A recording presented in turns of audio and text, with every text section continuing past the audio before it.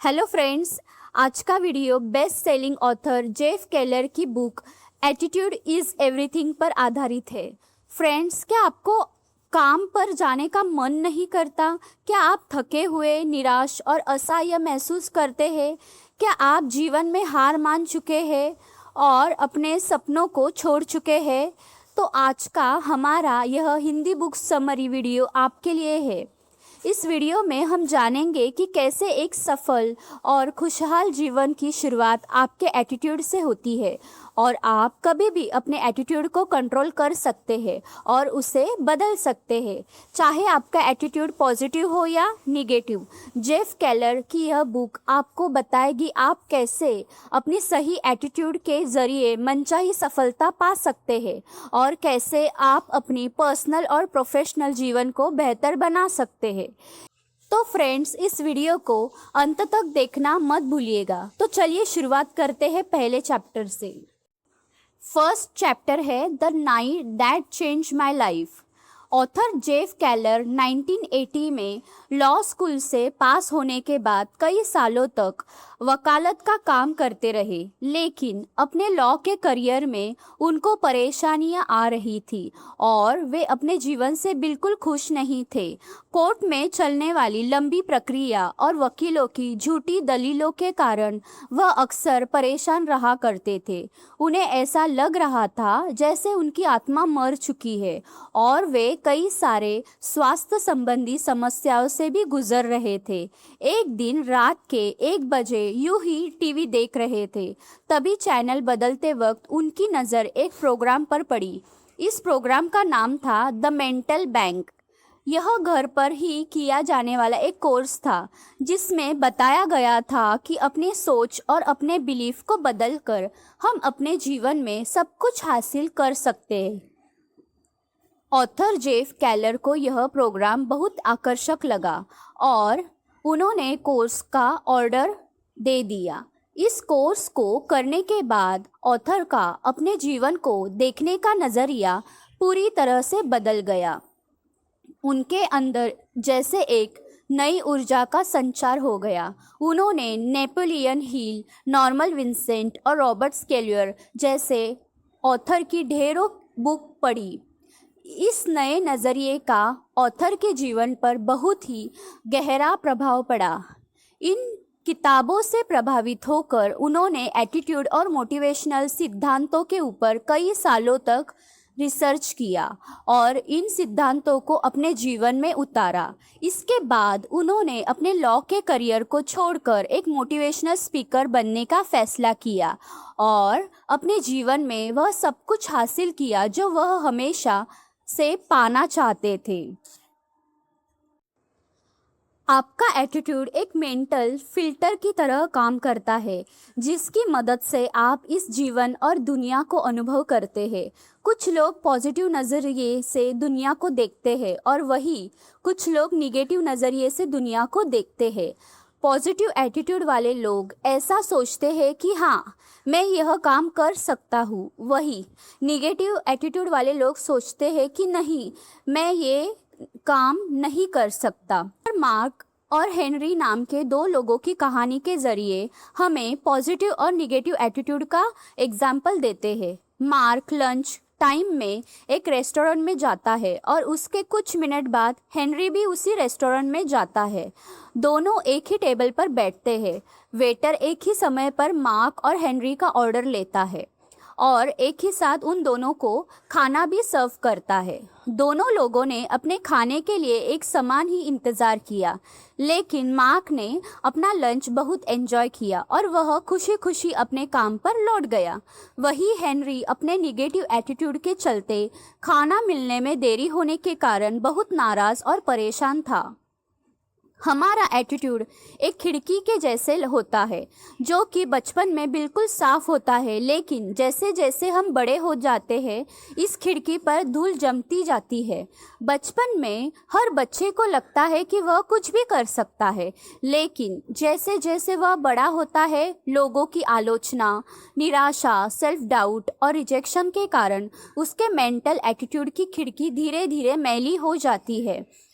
American author ह्यू down ने कहा, है कि एक खुश इंसान वह नहीं है जिसकी परिस्थितियां उचित है, बल्कि वह है जिसके पास उचित एटीट्यूड है। ऑथर के अनुसार इंसान एक ह्यूमन मैग्नेट की तरह होता है। आप जाने या अनजाने में अपनी सोच और भावनाओं को ब्रह्मांड में भेजते रहते हैं और एक ह्यूमन मैग्नेट की तरह उन चीज़ों और परिस्थितियों को आकर्षित करते हैं जिसके बारे में आप लगातार सोचते हैं। यदि आप निगेटिव सोच और भावनाएं रखते हैं तो आप निगेटिव परिस्थितियों को ही आकर्षित करेंगे। आपके विचार के अनुसार आपका मन लोगों और परिस्थितियों को आकर्षित करता है। एग्जाम्पल के लिए, बिल नाम का एक व्यक्ति सोचता है कि वह साल में $1 लाख कमा सकता है, इसलिए वह $1 लाख कमाने का लक्ष्य बनाता है। यदि बिल अपने मन में पॉजिटिव विचार को हमेशा रखता है तो वह ऐसे अवसरों और परिस्थितियों को आकर्षित करेगा जो उसे अपने लक्ष्य को आसानी से हासिल करने में उसकी मदद करेंगे। लेकिन यदि बिल अपने मन में यह निगेटिव विचार रखता है कि वह साल में $1000 नहीं कमा सकता है, तो वह कभी भी अपने लक्ष्य को प्राप्त नहीं कर पाएगा। ऑथर का कहना है कि आपके पुराने विचार ही आपको वहां तक लाए हैं जहां आप आज हैं, और आपके विचार ही यह सुनिश्चित करेंगे कि आप भविष्य में क्या करेंगे। प्राचीन रोमन कवि विर्गिल का कहना था, लोग कोई भी काम तभी कर सकते हैं जब वह ऐसा सोचते हैं कि वह ऐसा कर सकते हैं।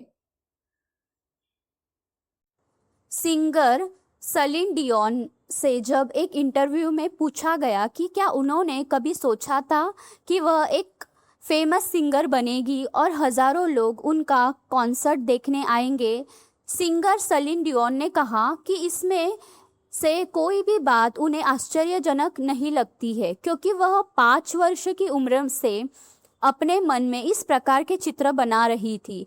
सपनों को हकीकत में बदलने के लिए विजुअलाइजेशन की प्रक्रिया बहुत कारगर होती है। दुर्भाग्यवश हम में से ज़्यादातर लोग अपने मन में निगेटिव चीज़ों और परिस्थितियों का चित्र बनाते रहते हैं, जिससे हमारे जीवन में दुख और परेशानियां आती हैं। विजुअलाइजेशन वह प्रक्रिया है जिसकी सहायता से हम अपनी मनचाही चीज़ों का चित्र अपने मन में बनाते हैं। इस प्रक्रिया की मदद से आप यह निर्धारित कर सकते हैं कि आप किस प्रकार के संबंध चाहते हैं, आप जीवन में कितनी सफलता पाना चाहते हैं और कितने पैसे कमाना चाहते हैं। 1990 में कॉमेडियन जिम कैरी जब एक साधारण इंसान थे, तब उन्होंने अपने नाम $10 मिलियन का एक चेक लिखा और यह सुनिश्चित किया कि 5 साल के अंदर अपनी एक्टिंग के जरिए वह यह पैसा कमा लेंगे। जिम कैरी हमेशा इस चेक को देखकर यह विजुअलाइज किया करते थे कि उन्होंने अपना लक्ष्य प्राप्त कर लिया है और इस चेक में लिखी धनराशि उनके पास है। 1994 जिम कैरी की फिल्म डम डम्बर रिलीज हुई और उन्हें अपनी एक्टिंग के लिए $10 मिलियन का एक चेक मिला। विजुअलाइजेशन की प्रक्रिया आपके सफलता की राह को और आसान बना देता है। ऑथर के अनुसार जो लोग अपने लक्ष्य के प्रति पूरी तरह से कमिटेड अर्थात समर्पित रहते हैं, उनके लिए सफलता के दरवाजे अपने आप खुल जाते हैं। एग्जाम्पल के लिए, डेविड बेल्डसी एक बहुत बड़े नोवेलिस्ट बनना चाहते थे, लेकिन उनके पास लिखने का कोई खास अनुभव और कुशलता नहीं थी। शुरुआत के कई वर्षों तक वह एक नोवेल भी पूरा नहीं कर पाए थे। वह हर दिन सुबह होने के साथ ही लिखना शुरू कर देते थे और अपनी लिखने की कुशलता को बढ़ाने की कोशिश करते थे। उन्होंने 10 वर्षों तक प्रयास किया और कुछ नॉवेल लिख डाले, लेकिन इन सब से वह एक पैसा भी नहीं कमा पाए। लेकिन 1996 में उनके एक नॉवेल के ऊपर एब्सोल्यूट पावर नाम की एक फिल्म बनी, जिसके लिए उन्हें लाखों डॉलर की धनराशि प्राप्त हुई। ऑथर जेफ केलर कहते हैं कि हमें अपने लक्ष्य को नहीं भूलना चाहिए और उसके प्रति पूरी तरह से समर्पित रहना चाहिए। जब भी हम किसी समस्या से गुजर रहे होते हैं या हमारे ऊपर कोई विपदा आती है, तो हमारे मन में बस इसी तरह के सवाल चलते हैं कि जैसे कि यह मेरे साथ ही क्यों हुआ, अब मैं क्या करूंगी, मेरी सभी योजनाएं बर्बाद हो गई। ऑथर कहते हैं कि इस तरह के विचार आना स्वाभाविक है, लेकिन हर समस्या में हमारे पास दो सॉल्यूशन होते हैं। या तो हम समस्या में पूरी तरह डूबकर अपना जीवन बर्बाद कर ले, या फिर उस समस्या से सीख कर जीवन में आगे बढ़े। ऑथर कहते हैं कि हमें समस्या को समस्या की तरह न देखकर एक अवसर की तरह देखना चाहिए। हर समस्या को अपने जीवन में बदलाव करना सिखाती है। हालांकि आपको लगता है कि आप समस्या से पीड़ित हैं, लेकिन कभी-कभी यह समस्याएं आवश्यक होती है जो एक ब्लेसिंग अर्थात आशीर्वाद के रूप में हमारे पास आती है। ऑथर कहते हैं कि आपके शब्दों में असाधारण शक्ति होती है। आपके शब्द आपका भविष्य उज्जवल भी बना सकते हैं और आपके जीवन को बर्बाद भी कर सकते हैं। वो कहते हैं कि हमारे शब्दों से ही हमारे बिलीफ्स बनते हैं और बिलीफ्स से ही हमारे जीवन को संचालित करते हैं। अपने जीवन को बदलने की शुरुआत उन शब्दों के बदलने से होती है जिनका प्रयोग आप अपनी रोज़मर्रा के जीवन में करते हैं। और यह केवल उन शब्दों तक ही सीमित नहीं है जिसे आप साधारण बातचीत में इस्तेमाल करते हैं, बल्कि यह नियम उन शब्दों पर भी लागू होता है जो आप आपके मन में सोचते हैं। एग्जाम्पल के लिए, टॉम को लगता है वह सेल्स का काम अच्छी तरह से नहीं कर सकता। टॉम पूरे दिन सैकड़ों या लगभग हजारों बार अपने मन में यह सोच दोहराता रहता है और धीरे धीरे उसका यह विश्वास बन जाता है कि वह सेल्स का काम अच्छे से नहीं कर सकता। अपनी सोच के कारण टॉम अपने सेल्स के करियर में असफल हो जाता है और इसलिए टॉम कभी भी पर्याप्त धन नहीं कमा पाता। ऑथर कहते हैं कि आपकी सोच से ही आपके शब्द बनते हैं और आपके शब्द आपका विश्वास बन जाते हैं और यह निर्धारित करता है कि आप जीवन में सफल होंगे या असफल।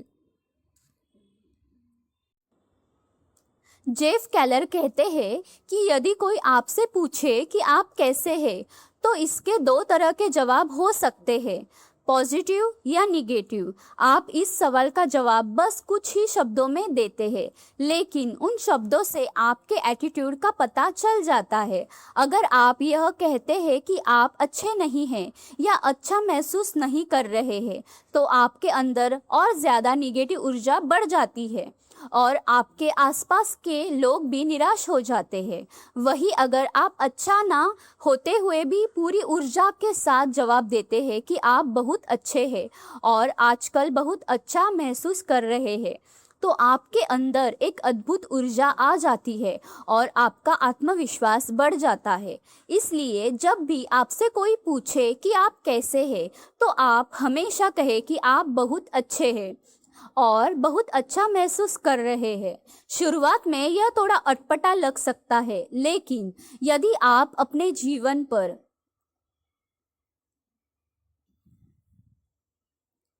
यदि आप अपने जवाब पर अड़िग रहे, तो आप जल्द ही आप यह पाएंगे कि आप अच्छा महसूस कर रहे हैं और लोग आपके आसपास रहना चाहेंगे। ऑथर जेफ केलर कहते हैं कि कोई भी आपके दुख और दर्द नहीं सुनना चाहता। उनके अनुसार शिकायतें करना एक जहर की तरह होता है जो आपकी खुशियों को बर्बाद कर देता है। इसलिए कोई भी इस जहर का शिकार नहीं बनना चाहता। एग्जाम्पल के लिए, मान लीजिए अगर आपका कोई दोस्त अपनी सारी निगेटिविटी लाकर आप पर उड़ेल देता है, तो आपको कैसा लगेगा? जाहिर सी बात है कि आपको बिल्कुल भी अच्छा नहीं लगेगा और शायद आप उस दोस्त से दोबारा ना मिलना चाहते हो, क्योंकि निगेटिव या बुरी खबरें किसी को भी पसंद नहीं आती। इसलिए ऑथर कहते हैं कि हमें हर चीज़ के बारे में शिकायत करना बंद कर देना चाहिए, क्योंकि आप जितना ज़्यादा शिकायत करते हैं, आप उतनी ही ज़्यादा शिकायत करने वाली परिस्थितियों को आकर्षित करते हैं। विलियम पेन के अनुसार खुशी का रहस्य इसमें है कि आप अपनी शिकायतें ना गिनकर अपने आशीर्वादों को गिने। बाइबल की एक लाइन है, a mirror reflects a man's face but What he is really like is shown by the kind of friends he chooses. यानी कि एक आईना सिर्फ इंसान का चेहरा दिखाता है, लेकिन उसकी असलियत जानने के लिए हमें यह देना चाहिए कि उसके दोस्त किस प्रकार के हैं। ऑथर का कहना है कि सिर्फ पॉजिटिव सोचने तथा पॉजिटिव बोलने से आप सफल नहीं हो सकते। आप कैसे लोगों के साथ अपना ज़्यादातर समय बिताते हैं, यह बात भी बहुत महत्वपूर्ण है। एग्जाम्पल के लिए, माइक नाम का एक लड़का हाई स्कूल में पढ़ता है और वह अपना ज़्यादातर समय अपने पड़ोस के लड़कों के साथ बिताता है। उन लड़कों का तो कोई लक्ष्य ही नहीं है और ना ही कोई सपने हैं और वे हमेशा निगेटिव बातें ही करते हैं। माइक जब भी उन्हें किसी नए आइडिया के बारे में बताता है तो वह सारे मिलकर माइक का मजाक उड़ाते हैं और उसका मनोबल तोड़ देते हैं। लेकिन जब माइक अपनी आगे की पढ़ाई के लिए कॉलेज में भर्ती हुआ तो वहाँ उसे नए दोस्त मिले जो जीवन के प्रति पॉजिटिव थे और जीवन में कुछ बनना चाहते थे और हासिल करना चाहते थे। माइक ने अपने पुराने दोस्तों को छोड़कर नए दोस्तों के साथ रहने का फैसला किया। माइक को तुरंत इसके अद्भुत परिणाम मिले। उनके साथ रहकर माइक को अच्छा महसूस होने लगा और उसने अपने भविष्य के लक्ष्य निर्धारित कर लिए। कॉलेज खत्म करते माइक ने अपना बिजनेस शुरू किया और कुछ ही सालों में एक सफल इंसान बन गया। ऑथर कहते हैं कि आप जिन लोगों के साथ अपना समय बिताते हैं वह आपका भविष्य निर्धारित करते हैं। एमरसन का कहना था कि वह काम करे जिस काम से आपको डर लगता है और आपके डर की मौत निश्चित है। ऑथर कहते हैं कि सफलता प्राप्त करने के लिए आपको अपने कंफर्ट जोन से बाहर आना होगा और इसका सबसे अच्छे तरीका है यह है कि वह काम किया जाए जिसे करने में आपको डर लगता है। अगर आप कोई काम करना चाहते हैं लेकिन असफल होने से डरते हैं तो आपको वह काम ज़रूर करना चाहिए, क्योंकि इसके अलावा आपके पास दूसरा कोई भी ऑप्शन नहीं है। अब यहाँ डर का मतलब यह नहीं है कि ऑथर आपको कोई फिजिकल रिस्क लेने के बारे में बता रहे हैं, जैसे कि तेज़ गाड़ी चलाना या बंजी जंपिंग करना। यह डर का मतलब उन चुनौतियों से जो आपके पर्सनल तथा प्रोफेशनल जीवन में रुकावटें पैदा करती है, वह चीज़ें जो आपको डराते हैं और आपको आगे बढ़ने से रोकते हैं। लेकिन अपने अंदर आप यह जानते हैं, जीवन में सफल होने के लिए इन चीज़ों का करना बहुत आवश्यक है। हेनरी फोर्ड का एक फेमस कोट है, failure is simply the opportunity to begin again this time more intelligently. यानी कि हर असफलता दोबारा से और अधिक समझदारी के साथ शुरुआत करने का एक अवसर है। ऑथर का कहना है कि दुनिया में शायद ही ऐसा कोई व्यक्ति होगा जिसने बिना किसी असफलता के सफलता प्राप्त की हो। वो कहते हैं कि जब तक आप अपनी मनचाही मंजिल तक नहीं पहुंच जाते तब तक आपको असफलता के बावजूद कोशिश करते रहना चाहिए। ऑथर यहाँ हमें अमेरिकन टीवी होस्ट सैली जेसी रैफेल की रियल स्टोरी बताते हैं। सैली हमेशा से अपना एक टीवी शो होस्ट करना चाहती थी, लेकिन उनकी राह आसान नहीं थी। उन्होंने सैकड़ों जगह नौकरी के लिए इंटरव्यू दिया और कई बार उन्हें नौकरी से निकाल दिया गया। उनके पास अपना मकान नहीं था और ना ही इतने पैसे होते थे कि वह किराए का मकान ले सके, इसलिए वह अपनी गाड़ी में ही सोया करती थी। पैसे ना होने के कारण वह कभी कभी भोजन भी नहीं कर पाती थी। लेकिन इतनी कठिनाइयों के बाद भी उन्होंने अपने बचपन के सपने को नहीं छोड़ा और तब तक असफल होती रही जब तक उन्होंने अपने सपने को पूरा नहीं किया। अमेरिका की एक फेमस टीवी शो होस्ट बन गई। ऑथर जेफ केलर का कहना है कि यदि आप बड़ी सफलता चाहते हैं तो आप कभी भी यह काम अकेले नहीं कर सकते। इसके लिए आपको अपने आसपास दूसरे पॉजिटिव तथा सक्सेसफुल लोगों के नेटवर्क की ज़रूरत पड़ेगी। आपको एक ऐसी टीम बनानी होगी जो आपकी सफलता को कई गुना तक बढ़ा सकते हैं और यही तभी संभव है जब दूसरे लोग आपसे जुड़ना चाहते हो, दूसरों से अच्छे संबंध बनाने का तथा उनके साथ जुड़ने का सबसे अच्छा तरीका यह है कि आप लोगों की बात ध्यान से सुने और उनकी समस्या का समाधान करें। तो दोस्तों, जैसा कि मैंने आपसे कहा था, इस वीडियो के अंत में दिए गए सारे महत्वपूर्ण पॉइंट्स को दोबारा दोहराऊंगी। तो चलिए एक बार फिर से नज़र डाल देते हैं। इंसान एक ह्यूमन मैग्नेट की तरह होता है, इसलिए आप जो सोचते हैं आप वही बन जाते हैं। जो लोग अपने लक्ष्य के प्रति पूरी तरह से कमिटेड अर्थात समर्पित रहते हैं, उनके लिए सफलता के दरवाजे अपने आप खुल जाते हैं। हमें समस्या को समस्या की तरह ना देखकर एक अवसर की तरह देखना चाहिए।